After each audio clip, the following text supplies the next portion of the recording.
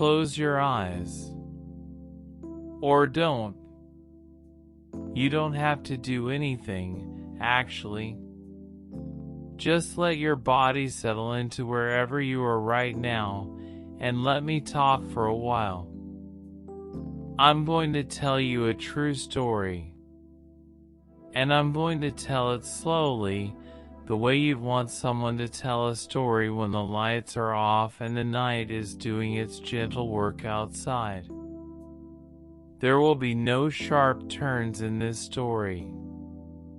No moments of alarm. Just the long, steady unfolding of something remarkable, something that happened quietly over many years while the rest of the world was looking elsewhere.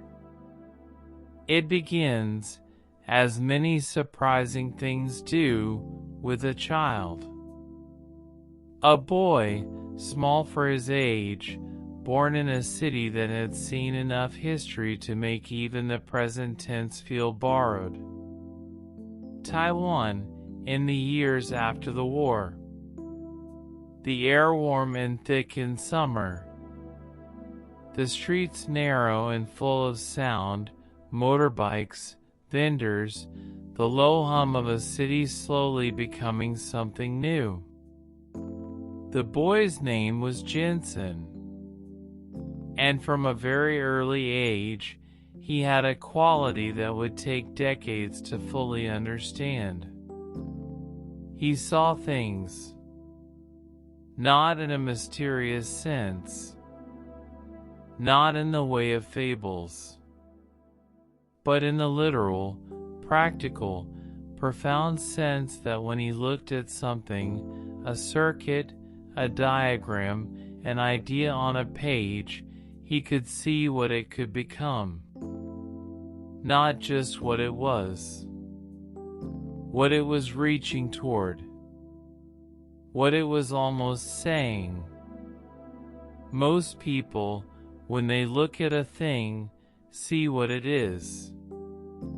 Jensen looked at things and saw what they were trying to be. That is where this story really starts. Not in a boardroom. Not at a press conference. In the quiet, private mind of a child who learned early that the world had more dimensions than most people were taking the time to notice. He came to America as a boy.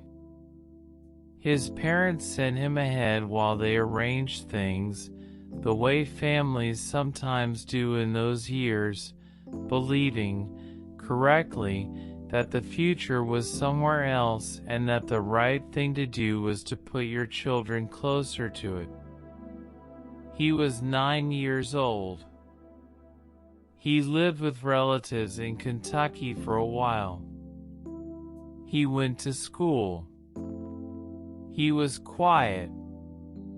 He was good at mathematics, the way some people are good at remembering faces, not because they try, but because numbers simply made sense to him the way language makes sense to others. There were difficult years in there. Years of being the new one, the quiet one, the one from somewhere else. But he moved through them the way water moves through narrow places, not by force, just by patient, steady going. By the time he reached university, something had sharpened in him. He was studying electrical engineering at Oregon and then later at Stanford. Enormous schools, crowded with brilliant people, the kind of places where ambition fills the air the way coffee fills the halls. And Jensen was ambitious too, but not noisily. His ambition was quiet, patient. The kind of ambition that doesn't need to announce itself because it already knows where it's going. He worked for a while at a company called Advanced Micro Devices. Then another. He learned the industry from the inside, the way a craftsman learns a material, not from books alone, but from handling it, from feeling its resistance and its give. And somewhere in those years, a thought began to form. Not a business plan, not a pitch, just a thought. A quiet, persistent, slightly restless thought. Computers, he thought, could see. Not just calculate. Not just process. They could be made to see, to render the world the way the human eye renders it, in light and shadow and motion and depth. And if you could make a machine that truly saw, truly processed the visual world the way a mind does, what couldn't it do? He held that thought for a while. And then, one evening, he called two friends. The three of them met at a restaurant called Denny's. This is actually true. The origin of one of the most consequential companies in modern history was a conversation at a chain diner, the kind with laminated menus and bottomless coffee and fluorescent lights that have no interest in flattering anyone. His friends were Curtis and Chris. Three men, three engineers, three people who had, each in their own way, spent years accumulating a very specific kind of knowledge and wondering what to do with it. They talked for a long time that evening. Not about money, particularly. Not about what the company would be worth one day, or how many people it would employ, or what its name would become. They talked about the idea. About graphics. About the possibility that a dedicated piece of hardware, a chip, designed not for general computing but specifically, single-mindedly, for rendering images, could change what computers were capable of. At the time, this was not considered an obvious or important idea. Most computers were used for text, for spreadsheets, for documents. The idea that visual computing, the ability to render and process images, would become a foundational technology was not something most people in the industry were prioritizing.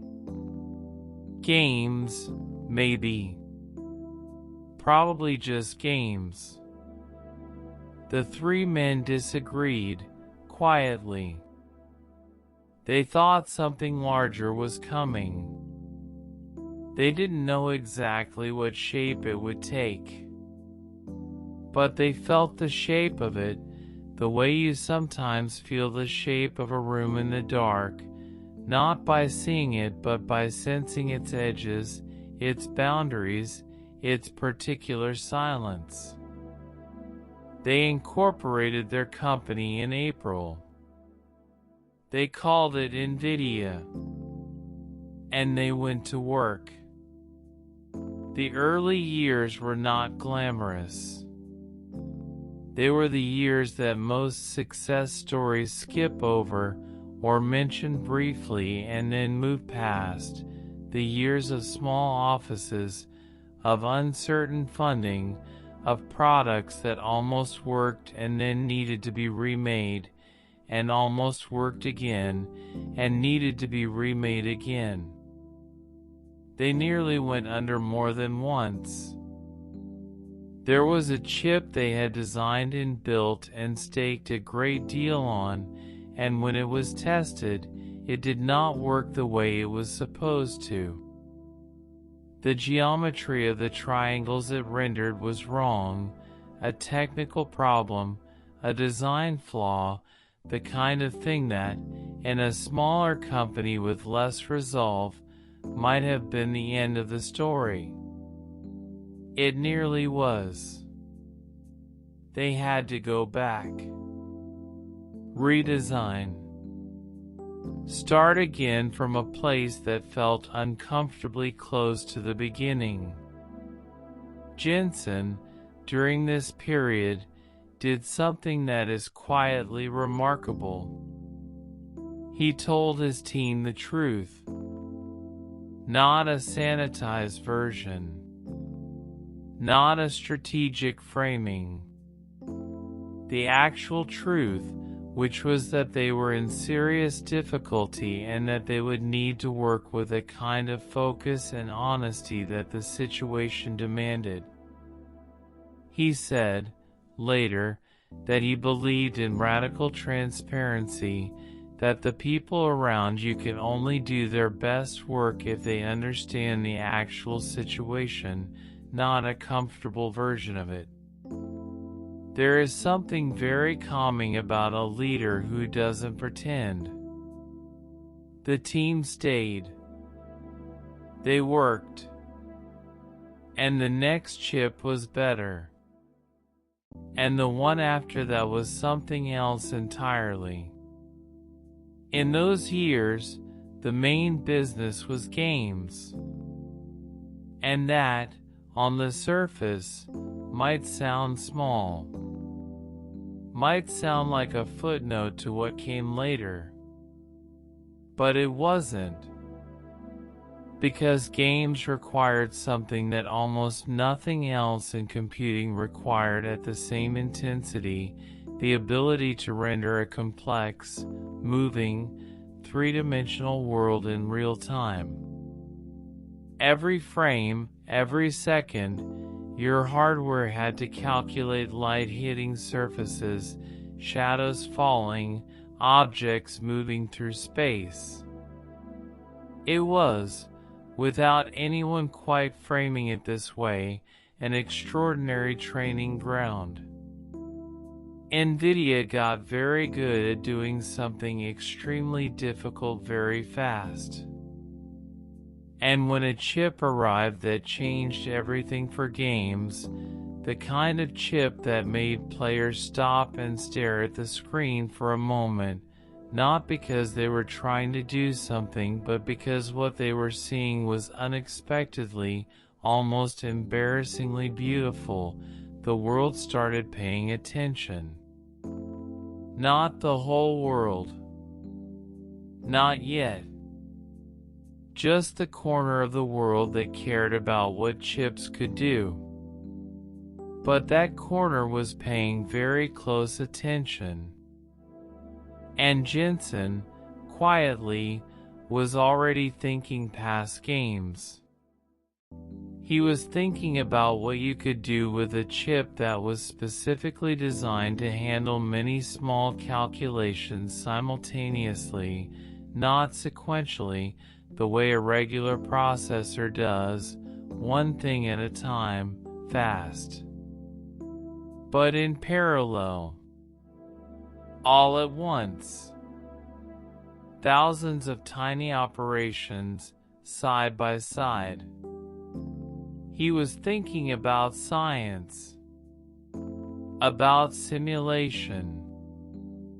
About, though this word wasn't quite in the air yet, intelligence.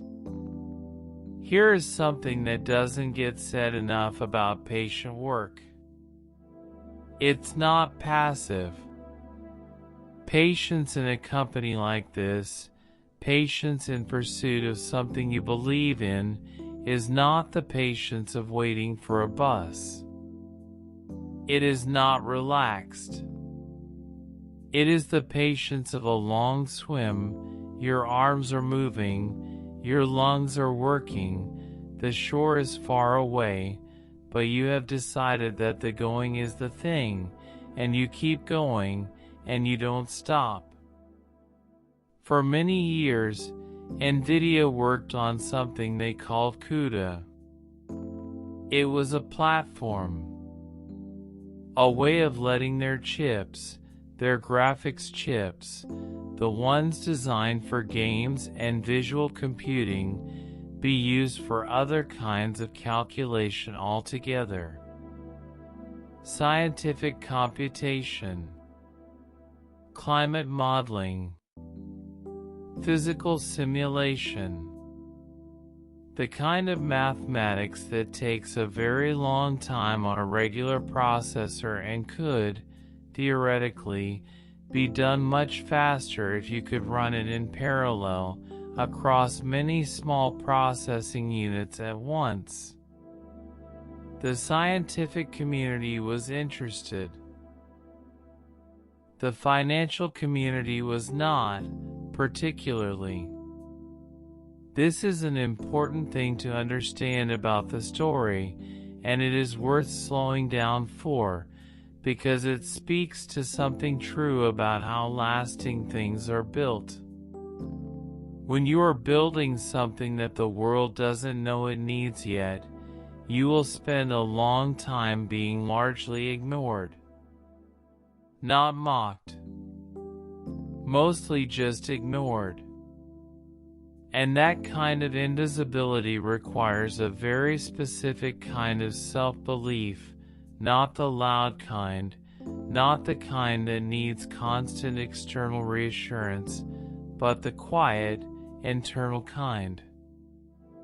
The kind that goes to bed each night and wakes up each morning still holding the same thought. Jensen had this. He has spoken about the concept of patience not as a virtue but as a strategy. He has said, in various ways over the years, that the companies who win are the ones who are willing to invest in something that will not pay off for a long time, because the people who need immediate returns will always retreat before the breakthrough arrives. The breakthrough was coming. It was just still very far down the road, in the dark, not yet visible. And then something happened that nobody had quite planned for. Researchers began experimenting with artificial intelligence. Not for the first time, the ideas had been around for decades, in laboratories, in academic papers, in the kind of theoretical work that almost never makes headlines. But a new approach was being tried. Training models on enormous amounts of data. Teaching machines to recognize patterns not by being told what to look for, but by seeing so much that the patterns revealed themselves.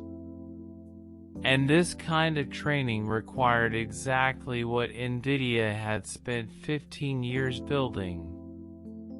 Parallel processing. Thousands of small calculations happening simultaneously. Chips that could handle not one thing at a time, but many things, all at once, in a great patient flood of computation. When researchers began using NVIDIA's chips to train their models, something happened that shocked even the researchers themselves. The training that had taken weeks on other hardware took days. The models that had been too large to practically train became trainable.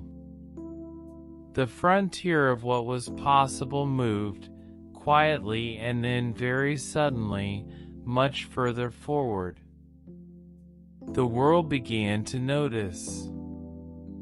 And NVIDIA, which had been building quietly for all those years, in the relative obscurity of a company known mainly for making games look beautiful, found itself at the center of the most important technological transition of its time. Not because it had chased that position, because it had stayed, because it had kept building, because 15 years of patient, unglamorous infrastructure work had produced exactly the tool the world needed at exactly the moment the world needed it. Let me tell you what I find most remarkable about this story. It is not the scale of what was eventually built.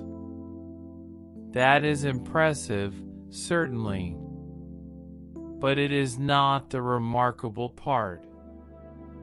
The remarkable part is the length of the quiet. All those years of working on something that most of the world considered a niche tool. All those years of investing in a platform, CUDA, that didn't produce immediate returns, that required explaining and re-explaining and explaining again to people who were not yet ready to understand why it mattered. Jensen has a phrase he uses. He talks about the importance of being willing to be misunderstood, of building something that looks, from the outside, like stubbornness. Like you haven't noticed that the world isn't paying attention yet. He noticed. He just kept going anyway. There's a kind of courage in that which doesn't announce itself as courage. It just looks, day to day, like someone going to work. Someone making decisions. Someone having the same conversation, again, with the same patient certainty, as if the rightness of the thing is so obvious that the only thing to do is wait for everyone else to catch up. And eventually, this is the thing about patience, the actual thing, the hard thing to hold on to in the dark, eventually, they do. So here is what I want to leave you with tonight. Not a lesson, exactly. More like a feeling. Somewhere in the world right now, someone is working very quietly on something they believe in.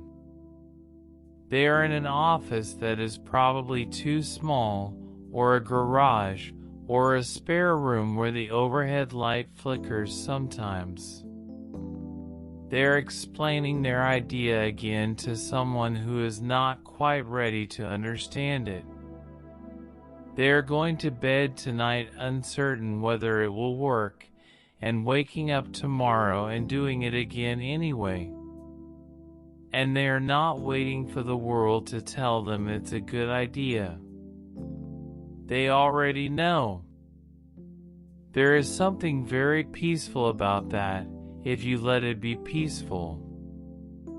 The idea that certainty doesn't need to be loud. That the most enduring things are built slowly, in the relative dark, by people who have decided that the going is enough, for now. The world will catch up. It always does. And in the meantime, there is something very good about doing good work in a quiet room. Your room is quiet right now. The work of today is done. You did what you could. And tomorrow you will do more. And that is enough. That is, actually, precisely enough. The ledger is balanced. There is nothing left tonight to figure out or fix or decide. It will all be there in the morning, patient, waiting, the way problems always wait, a little smaller after a night of rest than they seemed before it. Let your breathing slow now. Let your mind move away from whatever it was holding. Let this story settle in you the way warmth settles into a cold room, not all at once, but gradually, from the edges inward, until it reaches the center and stays. The boy from Taiwan grew up and changed the world. He did it by going to work every morning and believing in the same thing he had believed in the night before. You don't have to change the world tonight. You just have to sleep. Close your eyes all the way now. The story is done. The night is doing its quiet work. And you, right now, are exactly where you are supposed to be. Sleep well.